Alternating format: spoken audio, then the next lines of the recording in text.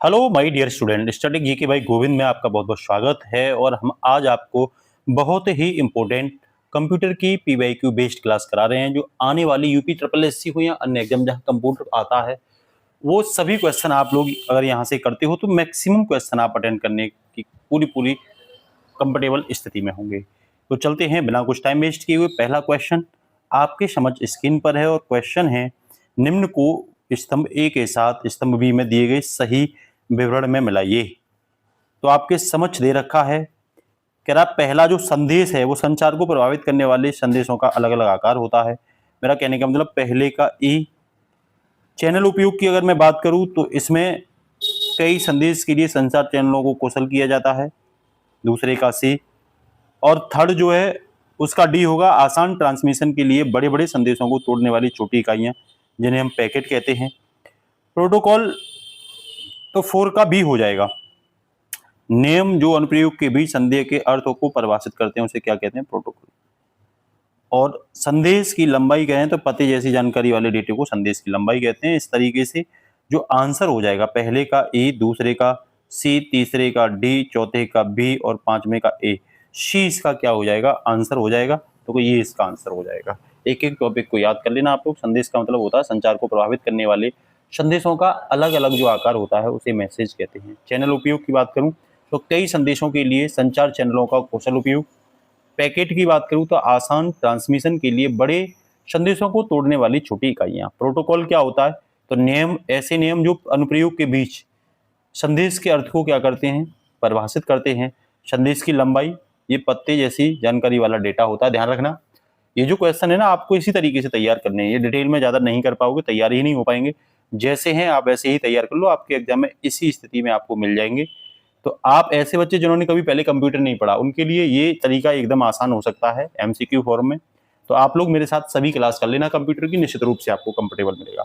Miss कह रहा है वर्ल्ड वाइड वेब को किस वर्ष सर्व प्रचलित किया गया था? तो वर्ष 1991 में। देखो वर्ष 1989 में बनकर प्रस्तुत किया था, लेकिन सार्वजनिक रूप इसका जो किया था 1991 में किया था। और ये क्वेश्चन डेंटल हाइजीनिस्ट पेपर में 2025 में आया गया क्वेश्चन है। तो इसका आंसर बी हो जाएगा। इसके साथ ही नेक्स्ट जो क्वेश्चन है, कंप्यूटर नेटवर्क में सबनेट मास्क का कार्य क्या है? सबनेट मास्क आप देख रहे होंगे। कह रहा है ये नेटवर्क को एनक्रिप्ट करना, प्रसारण ट्रैफिक प्राप्त करने वाले नोड्स की आईपी एड्रेस को नेटवर्क और होस्ट भागों में विभाजित करना, ये इसका काम है। सी, ध्यान रखना आईपी जो एड्रेस होता है तो ये सी इसका आंसर हो जाएगा। इसमें साफ लिखा गया है सबनेट मास्क एक 32 बिट संख्या होती है जिसका उपयोग किसी आईपी एड्रेस को नेटवर्क और होस्ट भागों में विभाजित करने के लिए किया जाता है। यह निर्धारित करता है कि कोई विशेष आईपी एड्रेस किस नेटवर्क से संबंधित है और उस नेटवर्क के भीतर कौन कौन सा होस्ट लगा हुआ है। तो ये सबनेट मास्क होता है, ठीक है ना।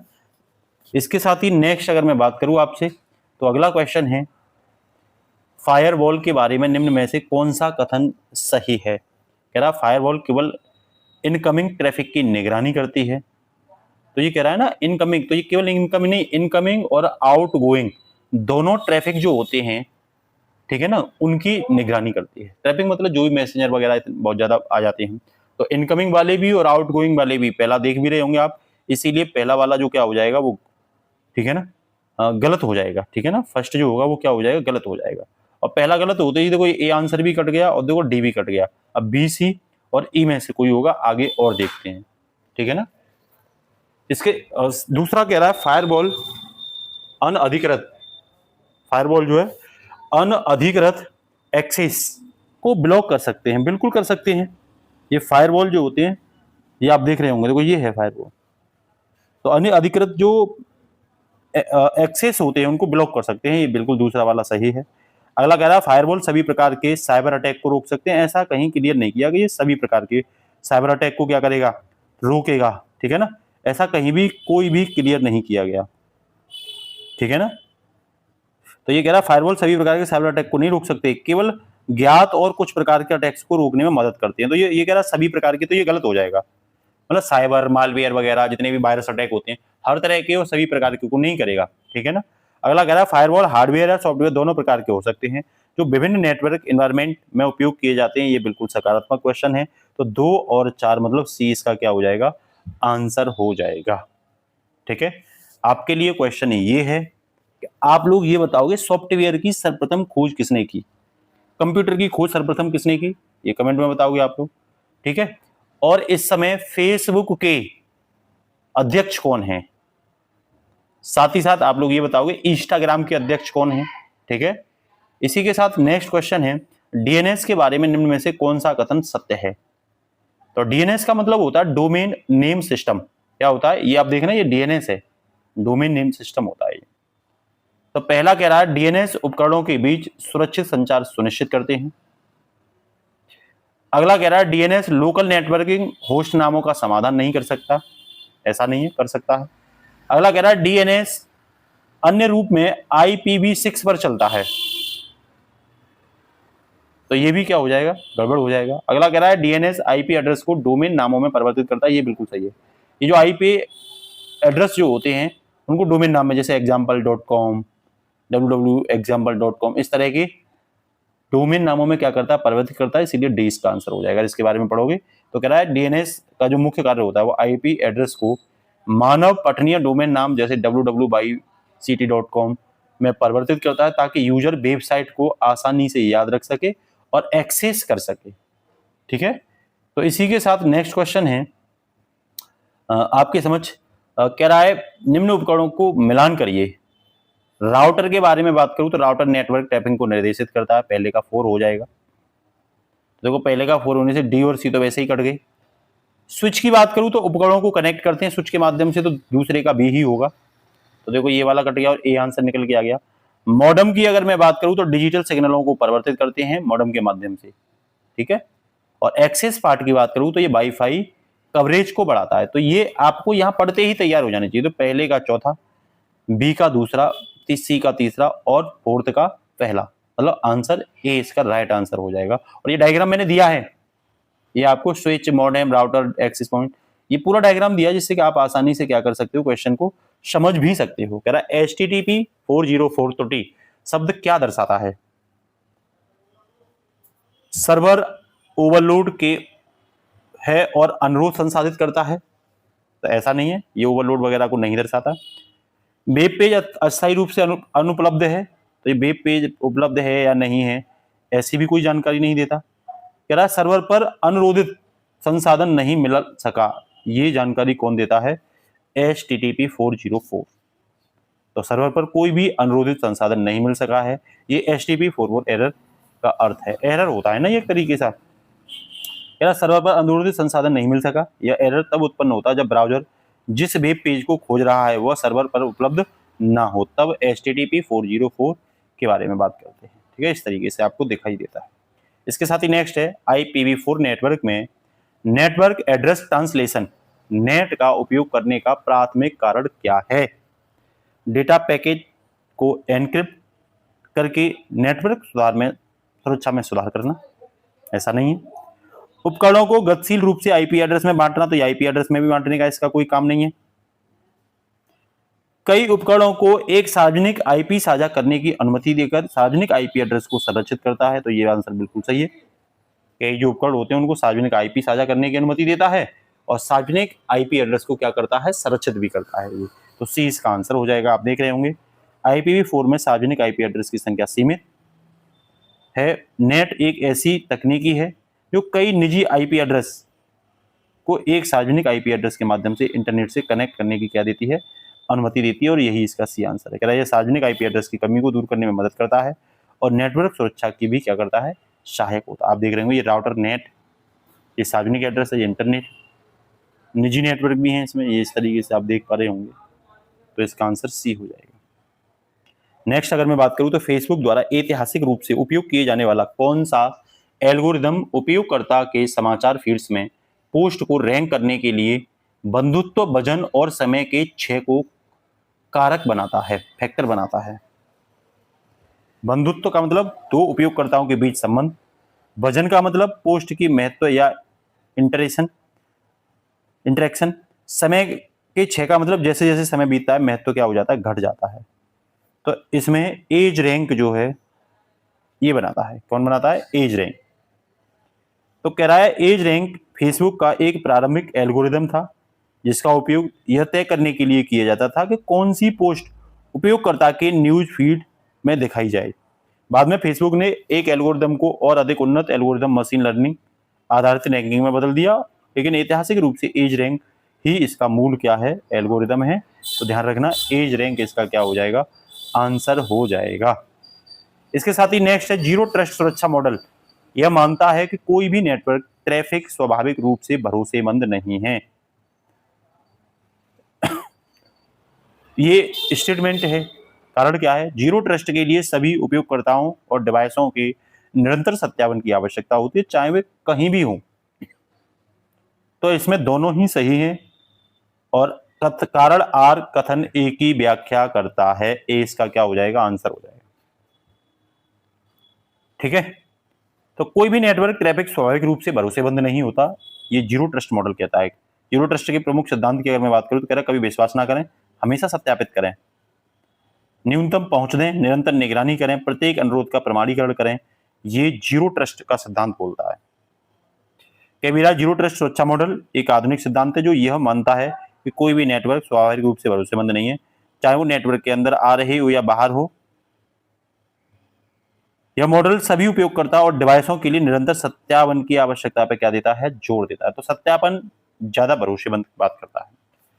अगला क्वेश्चन है, एक वीपीएन सभी बाहरी पर्यवेक्षकों से उपयोगकर्ता डेटा को पूरी तरह से अज्ञात कर देता है। एक वीपीएन जो बाहरी पर्यवेक्षक होते हैं उनको उपयोगकर्ता डेटा को पूरी तरह से अज्ञात कर देता है, उनसे अनजान कर देता है। बात सही है। दूसरा कह रहा है, नहीं ये गलत हो गया, अज्ञात नहीं करता, ज्ञात करता है। अगला कह रहा है वीपीएन उपयोगकर्ता और वीपीएन सर्वर के बीच डेटा इनक्रिप्ट करते हैं।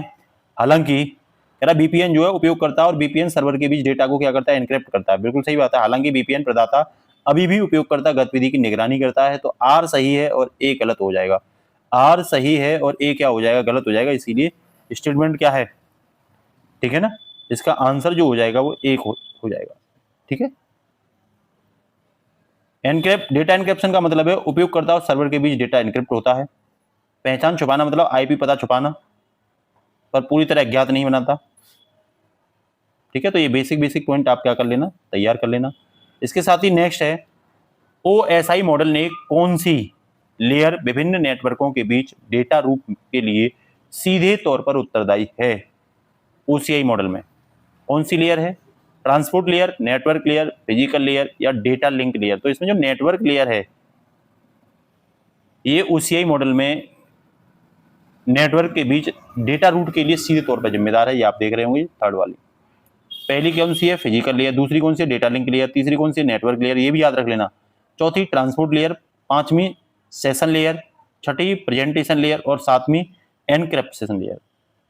ठीक है, तो इसका आंसर क्या हो जाएगा, नेटवर्क लेयर। कह रहा नेटवर्क लेयर विभिन्न नेटवर्कों के बीच डेटा रूटिंग के लिए जिम्मेदार है और यह लॉजिकल एड्रेसिंग आईपी एड्रेस का उपयोग करके पैकेट्स को स्रोत के गंतव्य तक क्या करती है, पहुंचाती है। कौन सी, नेटवर्क। आप देख रहे हैं ये नेटवर्क लेयर है। ये यहाँ करके स्रोत तक ये पैकेटों को कहाँ पहुंचाती है, स्रोत तक पहुंचा देती है। ये डायग्राम में भी मैंने क्लियर किया और ये भी आप क्या कर सकते हो, नेटवर्क लेयर की जो प्रमुख जिम्मेदारी है ये भी आप लोग पढ़ सकते हैं।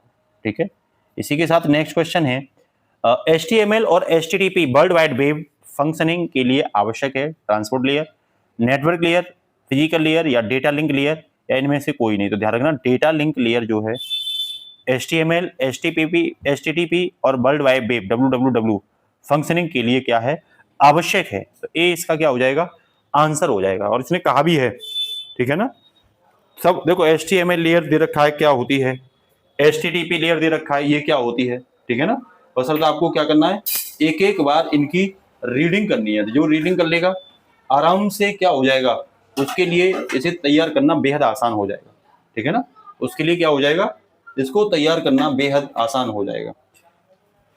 तो HTML कहे तो आप सीधे सीधे कह देना, इसका फुल फॉर्म होता है हाइपर टेक्स्ट मार्कअप लैंग्वेज। मतलब वेब पेज की संरचना और सामग्री, टेक्स्ट, इमेज, लिंक आदि को क्या करना, परिभाषित करता है।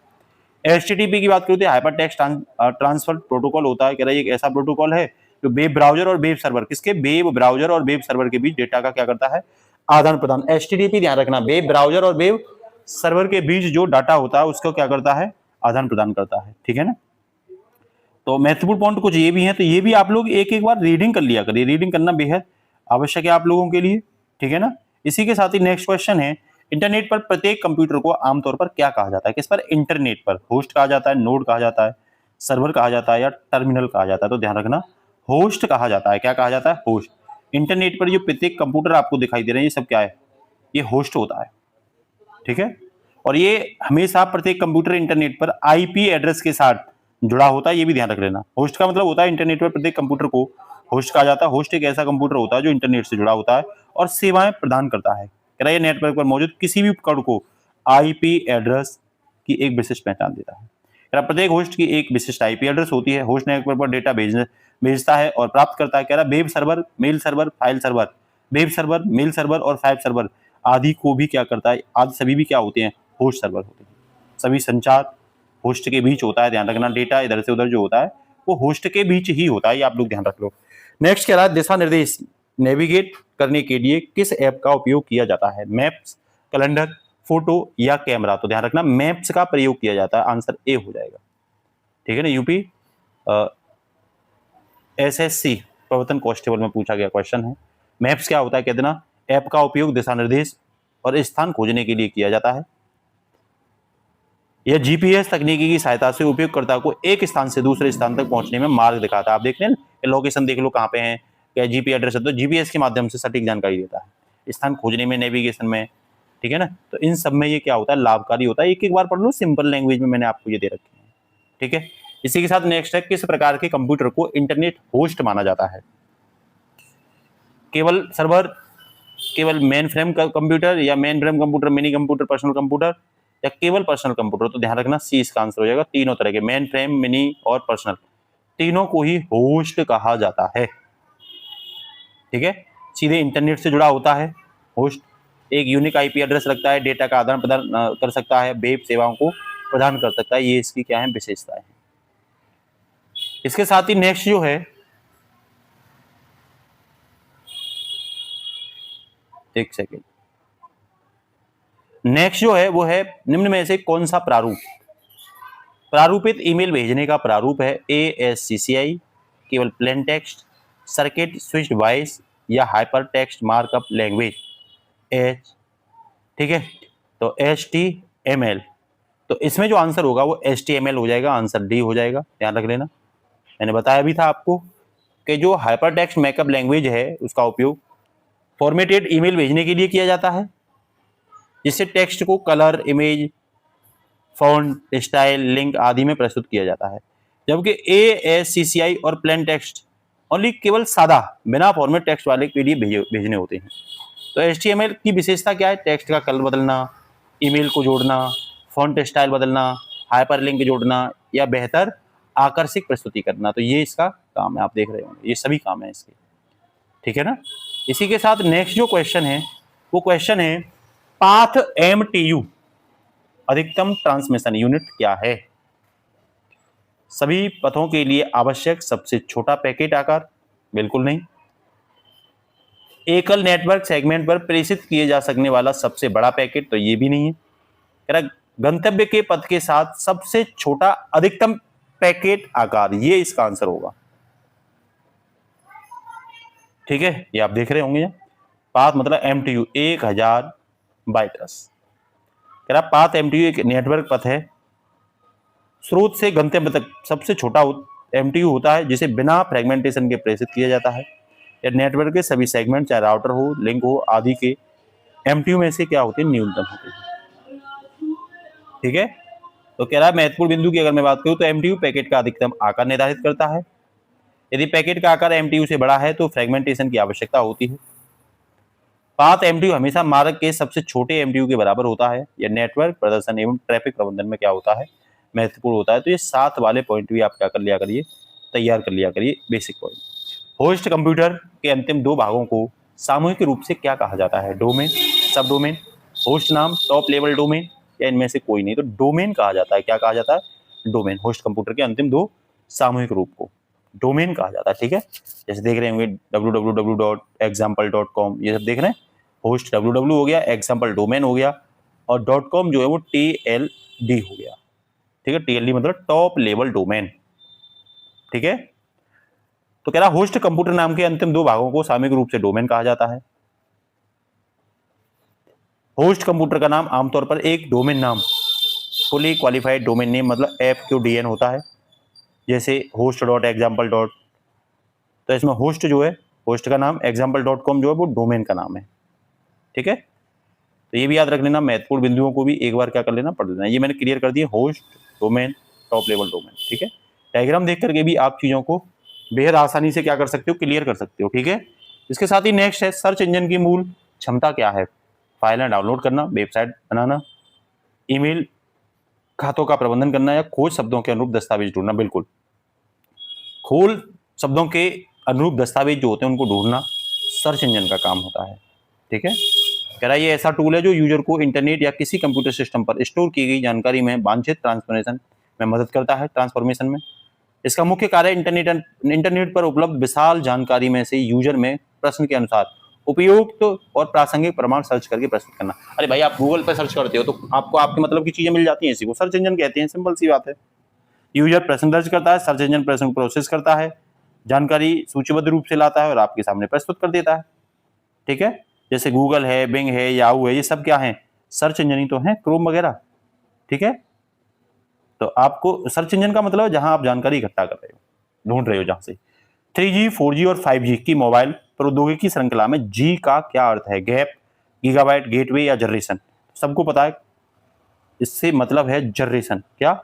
जनरेशन, ठीक है। 5G, 3D, पीढ़ी कह सकते हो हिंदी में, ठीक है। तो कह रहा है जब भी किसी फोन में नई तकनीकी आती है तो उसे नेक्स्ट जनरेशन स्मार्टफोन कहा जाता है। जैसे नई टेक्नोलॉजी आती है या उसका वर्जन अपग्रेड होता है या बदलाव लाते हैं कुछ भी, तो उसे जनरेशन में चेंज करते हैं, ठीक है। तो इसका आंसर क्या हो जाएगा? डी। क्लास कैसी लगी आप लोग जरूर बताना। नए हैं चैनल को सब्सक्राइब कर लेना, ज़्यादा से ज़्यादा लोगों को शेयर कर देना और स्टेटस पर जरूर लगाना। आपके लिए आज के महत्वपूर्ण क्वेश्चन ये है कि कंप्यूटर का जो मॉनिटर है उसकी खोज किसने की, माउस की खोज किसने की, आप लोग बताओगे, और जो कीबोर्ड है उस कीबोर्ड की खोज किसने की, ठीक है ना। साथ ही साथ आप लोग ये बताओगे कि भारत में पहला सुपर कंप्यूटर कौन सा और किस वर्ष और किस सरकार में आया था, ठीक है। आज के लिए इतना ही, मिलते हैं नेक्स्ट शानदार क्लास के साथ। नमस्कार, जय हिंद दोस्तों, ऑल द बेस्ट।